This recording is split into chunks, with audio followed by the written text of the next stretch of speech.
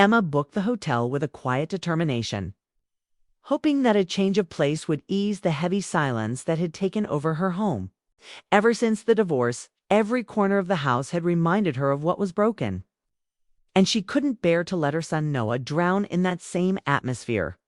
At 23, he was grown, independent in many ways. Yet Emma could see the weight on his shoulders. He had been quiet for weeks, his smiles rare, his voice subdued.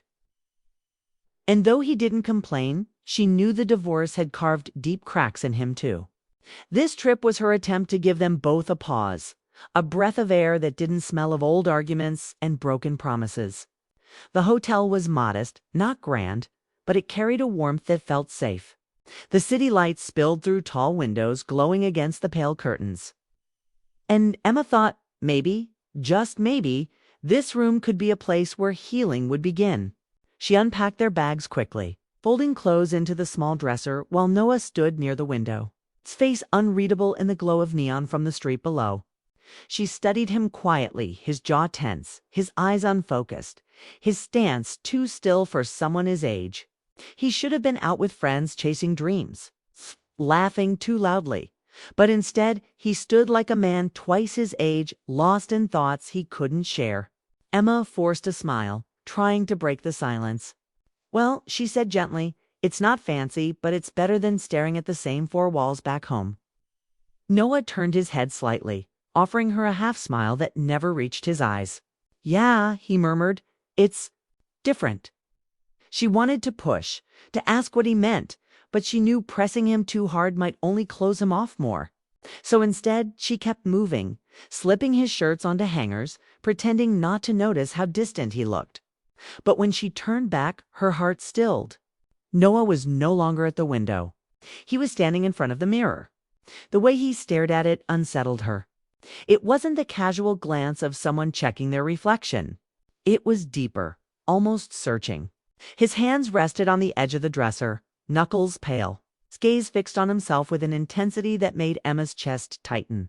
She put down the clothes, her voice soft. "Noah, are you all right?" For a long moment, he didn't move.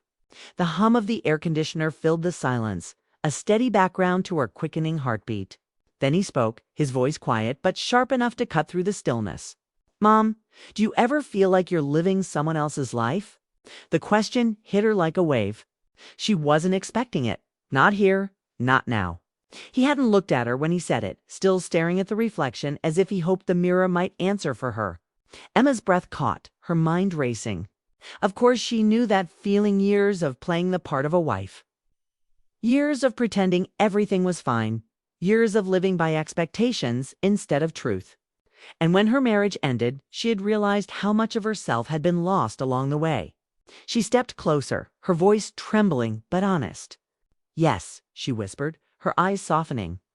"For a long time, I did. I was living a life that didn't feel like mine. And when it all fell apart, I realized I didn't even know who I was anymore."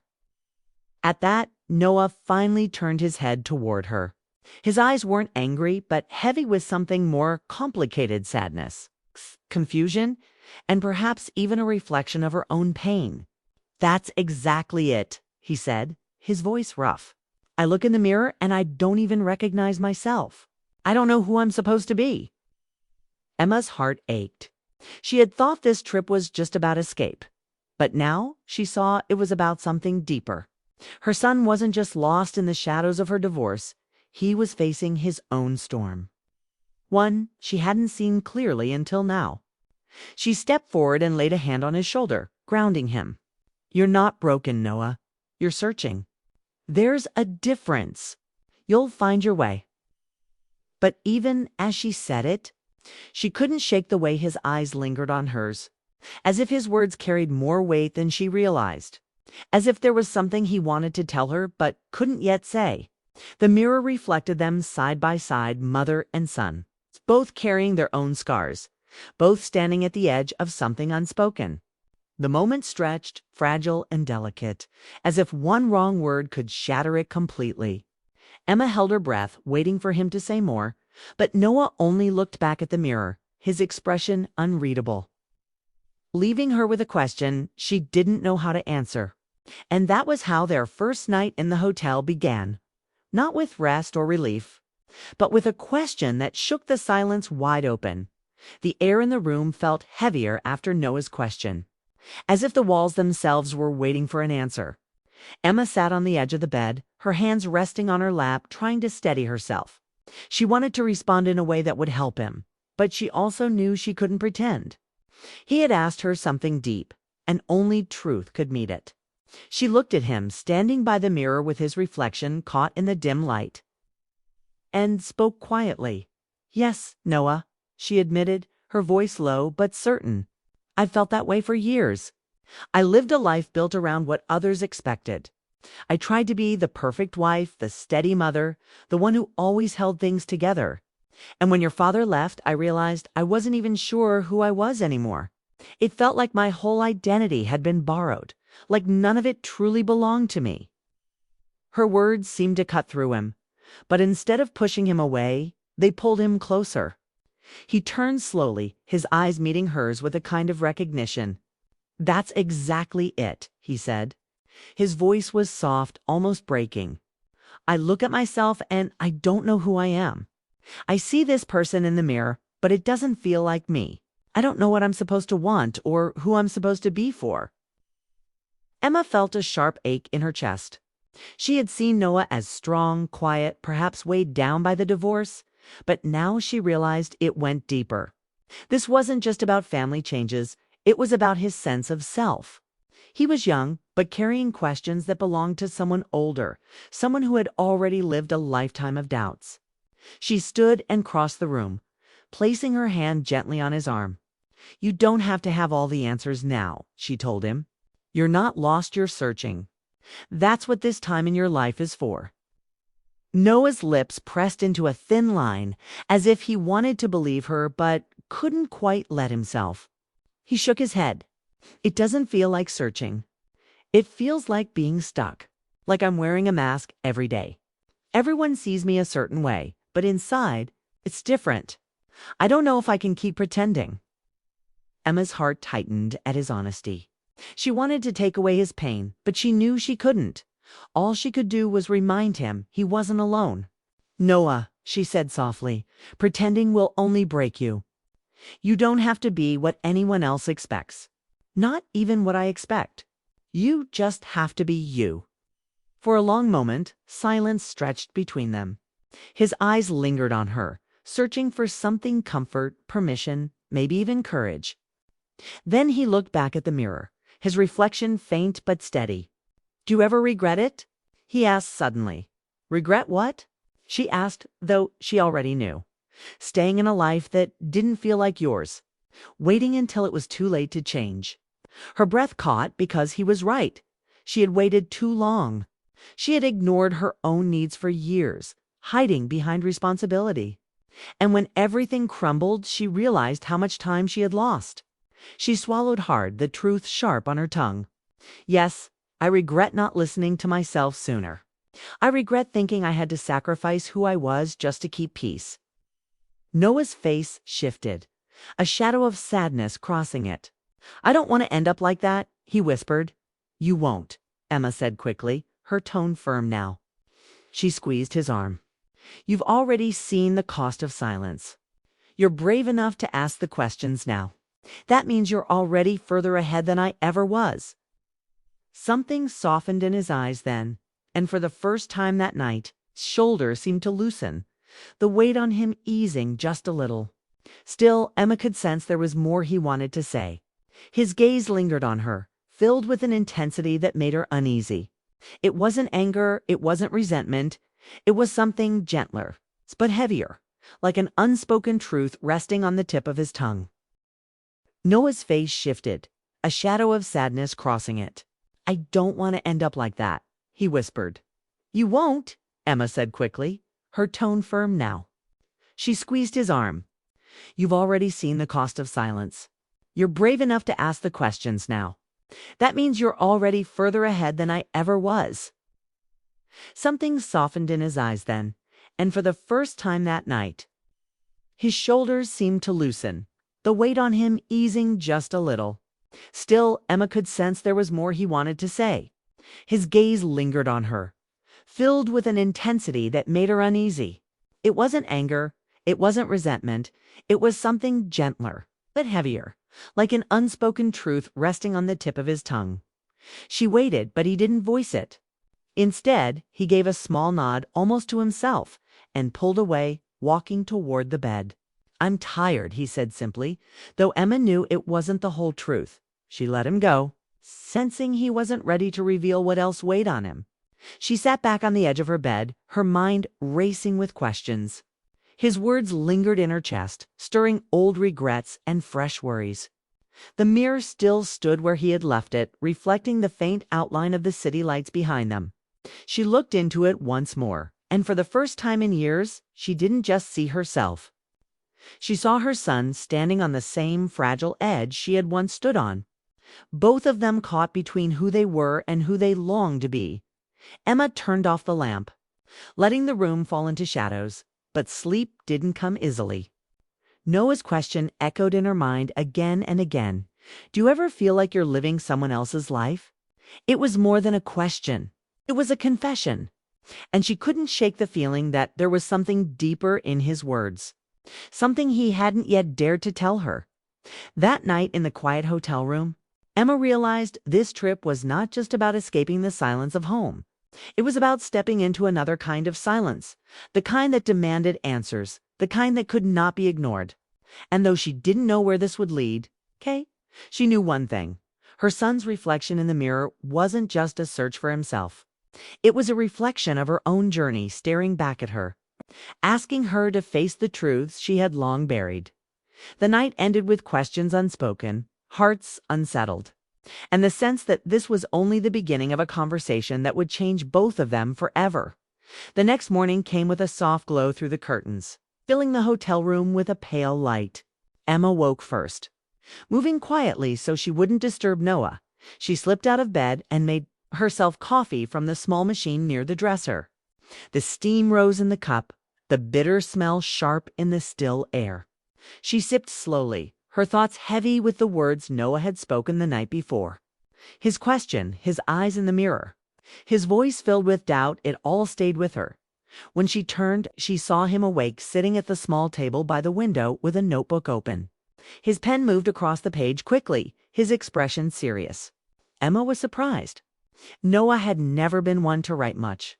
She watched him for a moment, the city lights fading behind him as morning brightened.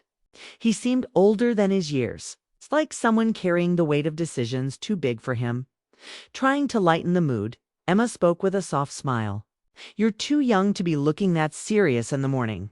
Shouldn't you be out enjoying life instead of scribbling like an old professor?" Noah looked up, a faint smile tugging at his lips, but it didn't quite hide the heaviness in his eyes. "And you're too beautiful," he said quietly, "to sit here pretending you're not hurting." The words hit Emma like a sudden gust of wind. Her hand froze around her coffee cup. Beautiful.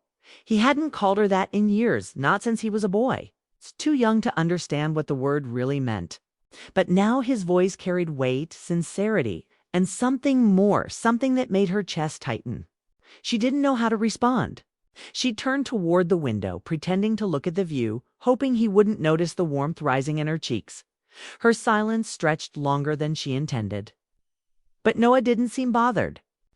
He leaned back in his chair, closing the notebook, his eyes steady on her. "You don't have to hide from me, Mom," he said. "I know you've been hurting. Even before the divorce, I saw it. You smiled, but it wasn't real. And now, it's like you're still carrying it, pretending you're fine, so I won't worry." Emma swallowed hard. He was right. She had spent years putting on a mask, keeping her pain quiet so her son wouldn't feel the full weight of what had broken in their family. But Noah had seen through it all along. "I didn't want you to carry my burden," she whispered. "You deserved better than that." Noah's voice softened. "Maybe, but I can't stand watching you break inside while acting strong for me. I'd rather know the truth than see you hide behind a smile." Her eyes grew wet, but she blinked back the tears. She didn't want to fall apart in front of him. Not now. Instead, she gave a faint smile, one more honest this time. "You sound older than me when you say things like that," she teased gently. trying to ease the weight in the room. But his expression stayed serious, his gaze never leaving hers. I don't feel older, I feel like I'm watching you slip away sometimes. And it scares me. Emma's heart twisted. She had thought her sadness was hers alone, hidden well enough. But now she saw how much it had touched him, too. She reached across the table and laid her hand over his. His skin was warm, steady beneath her touch. I'm not slipping away, Noah. I'm still here. And I'll keep trying for you, for both of us. For a moment, neither of them spoke. The quiet was thick, but not empty. It was filled with something unspoken, an understanding, a closeness they hadn't shared in years. Emma felt it in the way his eyes lingered, in the way he didn't pull his hand back, in the way his presence felt both familiar and strangely new. She turned her gaze to the window again, searching for calm in the view of the city waking up. Yet, inside, her thoughts swirled. There was something in Noah's words, in his look, that felt like more than a son's concern. It was as if he was reaching out, not just as her child, but as someone who had his own deep ache, his own longing for connection, and somehow it was tied to her. Emma tried to push the thought away, reminding herself of boundaries, reminding herself of who she was to him and who he was to her. But the warmth of his hand under hers lingered. And the memory of his words, "You're too beautiful to pretend you're not hurting," played again and again in her mind. Finally, Noah broke the silence. "You don't have to say anything now. Just don't shut me out. I need to know you're still here with me. Not just in the room, but really here." His voice was steady, but his eyes revealed the vulnerability beneath it. Emma nodded slowly, her throat too tight to speak. She wanted to tell him she was here, that she always would be. But the words felt too small compared to what was moving between them. The rest of the morning passed quietly. They didn't speak much as they got ready for the day, but something had shifted. The space between them felt different, closer, heavier, filled with unspoken truths. Emma could feel it in every glance, every pause, every silence.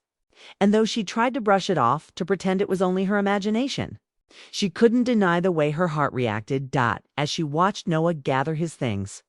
She realized something she hadn't wanted to admit. This trip wasn't just about healing from the past. It was also about facing what was happening in the present.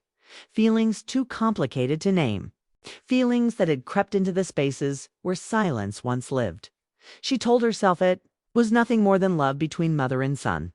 But deep inside, she knew the truth was tangled. Something neither of them had the courage to say aloud. Not yet. The morning ended with a quiet closeness, but also with a question that neither dared to speak. And Emma couldn't shake the feeling that the real story of this trip was only just beginning. That evening, the city outside buzzed with life, but inside the hotel room, everything was still. Emma sat on the bed, brushing her hair slowly, her thoughts heavy with the day. Noah had been quiet again, not distant, but thoughtful, his eyes carrying a weight she couldn't quite name. She set the brush aside and glanced at him. He was standing by the mirror again, his reflection caught in the dim golden light of the lamp. There was something about the way he looked at himself that unsettled her. He wasn't just checking his appearance. It was deeper, as if he were searching for answers in the glass, as if the mirror held truths he couldn't voice. Emma stood, drawn toward him without thinking, her steps soft on the carpet. She stopped just behind him, their reflections now side by side. For a moment, neither spoke. The silence wrapped around them, thick with questions. Then Noah's voice broke through, quiet, almost a whisper. "I don't just see myself when I look here," he said, his gaze steady on the reflection. "I see you. I see how much of me comes from you. And it scares me because I don't know what that means." Emma's heart tightened. She hadn't expected that. His words carried layers, grief, confusion, and a longing he didn't know how to hide. She looked at their reflections together, her face lined with years of sacrifice and heartbreak. His face young but shadowed by uncertainty. They looked alike, and yet the connection he spoke of went beyond resemblance.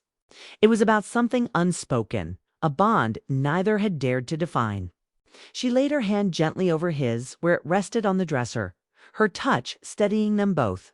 "Noah," she said softly, her voice trembling but firm. Mirrors don't lie. But they don't always tell the whole story either. They show pieces of us, the parts we recognize and the parts we're still afraid to face. But they can't decide who we are. That's for us to choose. Noah's eyes glistened, his reflection catching the faint shine of unshed tears. He turned slightly, not fully meeting her gaze, but leaning closer, his forehead lowering until it rested gently against hers. His breath was uneven, his voice breaking. I don't want to lose myself, but I don't want to lose you either.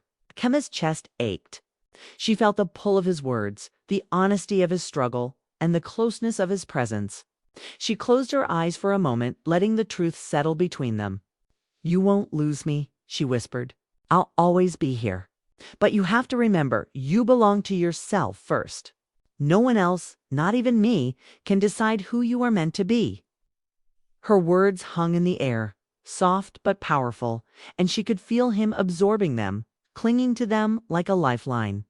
The silence that followed wasn't empty, it was full of understanding, of unspoken promises, of a fragile kind of peace.